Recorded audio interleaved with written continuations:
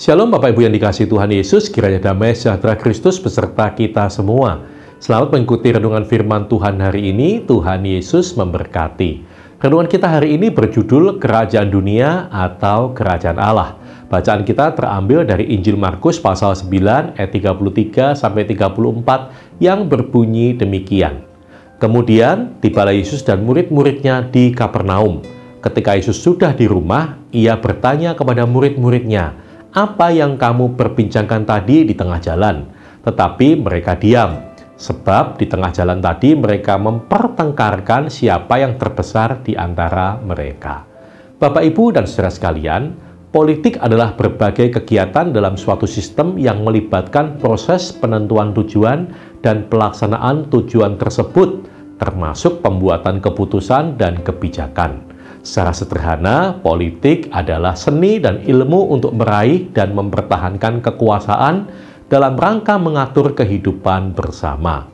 Dari definisi di atas, kita tahu bahwa dalam dunia politik, kekuasaan adalah segalanya. Karena itu, tidak jarang para politikus menghalalkan segala cara untuk mempertahankan dan memperbesar kekuasaannya. Dari nats yang kita baca, murid-murid Tuhan Yesus pun sempat tergiur dengan daya tarik kekuasaan, sehingga mereka memperdebatkan siapa yang terbesar di antara mereka. Padahal, kerajaan Allah bukan kerajaan duniawi, sehingga kerajaannya tidak berkaitan dengan posisi, status, dan kedudukan duniawi. Apa yang mereka inginkan adalah kerajaan dunia yang berkebalikan dari kerajaan Allah. Menyikapi hal itu, Tuhan Yesus dengan tegas menyatakan, "Jika seseorang ingin menjadi yang terdahulu, hendaklah ia menjadi yang terakhir dari semuanya dan menjadi pelayan dari semuanya." Saat orang berlomba-lomba menjadi penguasa yang memerintah atas orang lain, Tuhan Yesus justru mengajarkan bahwa pemimpin adalah pelayan bagi semua orang. Bahkan mereka dituntut untuk seperti anak kecil, meskipun anak kecil adalah pribadi yang dianggap rendah pada masa itu, bahkan terkadang pada masa sekarang. Kerajaan Allah berbicara tentang prinsip kebenaran dan kekudusan Allah yang dinyatakan di dunia yang penuh dosa dan kejahatan. Oleh karena itu, kerajaannya pasti berkebalikan dengan kerajaan dunia. Dalam dunia kepemimpinan Kristen, kekuasaan tidak lebih dari sarana untuk mencapai tujuan yang mulia.